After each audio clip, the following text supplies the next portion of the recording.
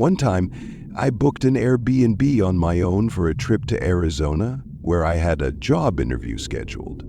Since it was far from where I lived, I decided to turn the trip into a short getaway. The Airbnb I picked was much more affordable than any of the hotels nearby and was located about 30 minutes from where the interview would take place. Its remote location didn't bother me. It was at the end of a secluded road with a beautiful view of the desert stretching out from the backyard. I stayed for 3 days, arriving on a Monday. My interview was scheduled for Tuesday, so I spent most of my first evening preparing answers and researching the company. At around 9 p.m., while I was working on my laptop in the living room, I heard a faint tap at the window. It wasn't loud like a knock.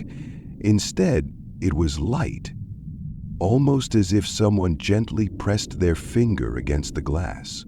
Instinctively, I turned to look at the window, but I couldn't see anything. It was pitch black outside. I hesitated for a moment before walking over to the window.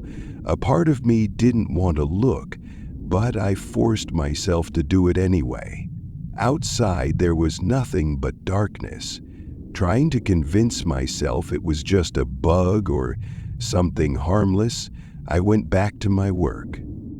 The next day, after what I thought was a successful interview, I spent my free time driving around town, eating at local restaurants, and enjoying the sun in the backyard of the Airbnb. It felt peaceful, though I couldn't quite shake the feeling of being watched while I was sitting outside. That night, I was in the living room again, relaxing and watching Breaking Bad on Netflix, when the tapping sound returned.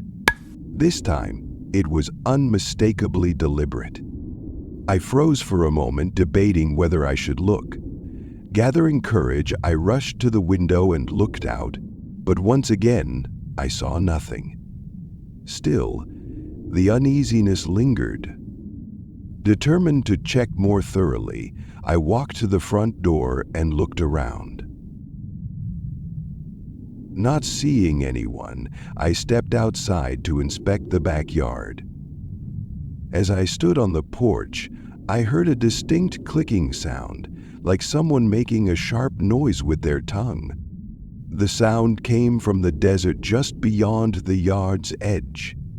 Straining my eyes, I noticed something, or rather, someone, standing far out in the dark. The figure was dressed in dark clothing and blended almost seamlessly into the night. They weren't moving, just standing there, watching. I took a few steps closer, but then stopped, realizing the danger of approaching a stranger in such an isolated area. Instead, I called out, "You're on private property. Leave, or I'll call the cops." The figure didn't say a word, but quickly turned and walked away into the shadows. That night, I tried to convince myself that it was probably nothing, a nosy neighbor or someone lost in the area, but the experience stuck with me. On the final night of my stay, I was in bed, once again watching Breaking Bad before falling asleep. The episode ended, and I turned off the lights. I hadn't even fully settled into bed when I heard it again. The clicking noise. But this time, it wasn't outside.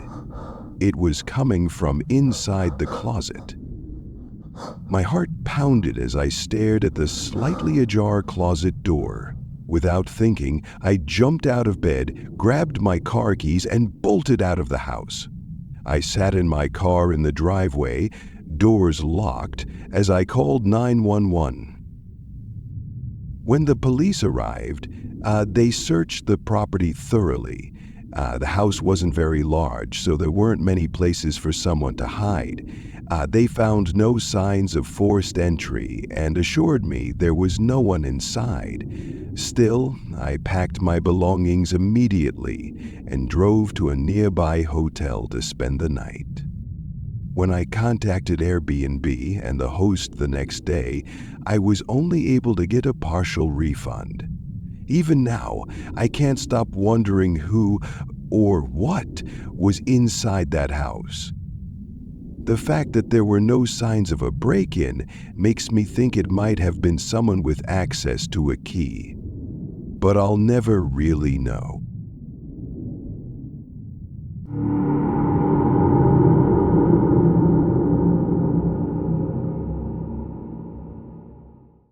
My wife Cheryl and I recently moved into our new house in a quiet town in Georgia. We'd been married for 2 years, and this was a huge step forward for us.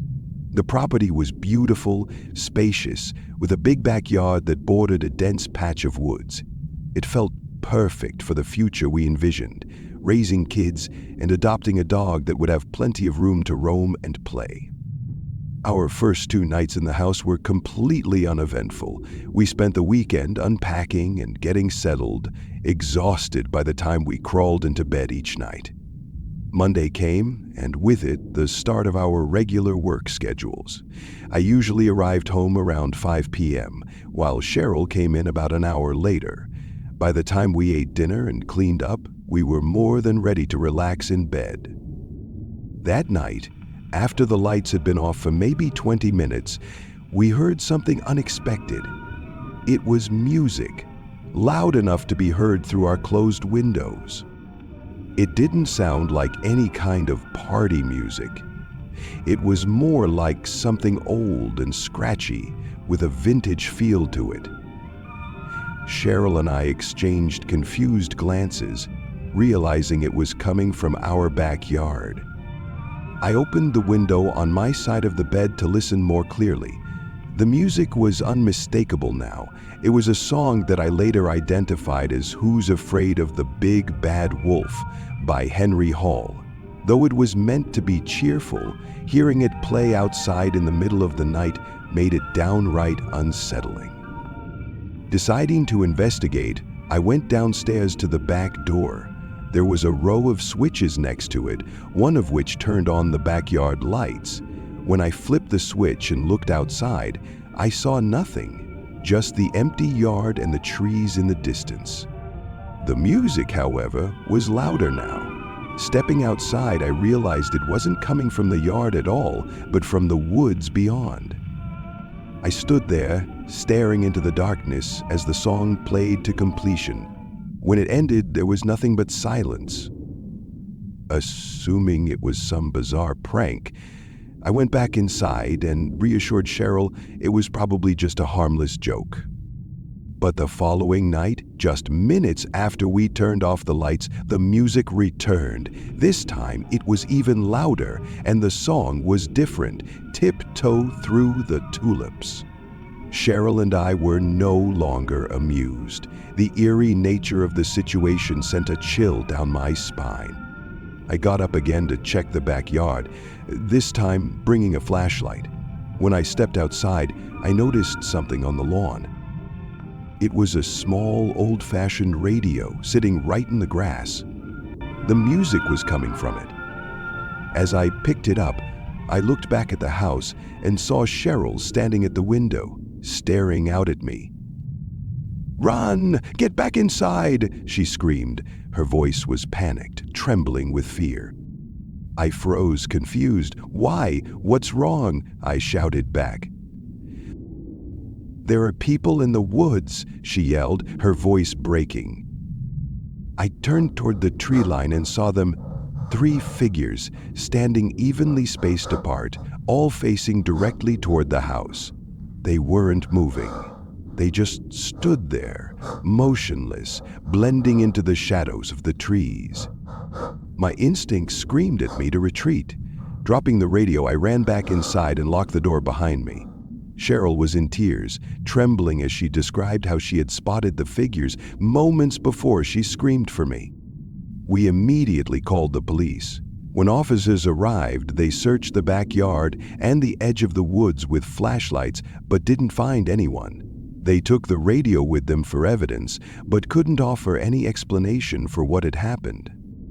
Though we haven't experienced anything like it since, neither Cheryl nor I feel entirely comfortable in our new home anymore. The image of those figures standing in the woods and the haunting sound of that music are memories we won't soon forget.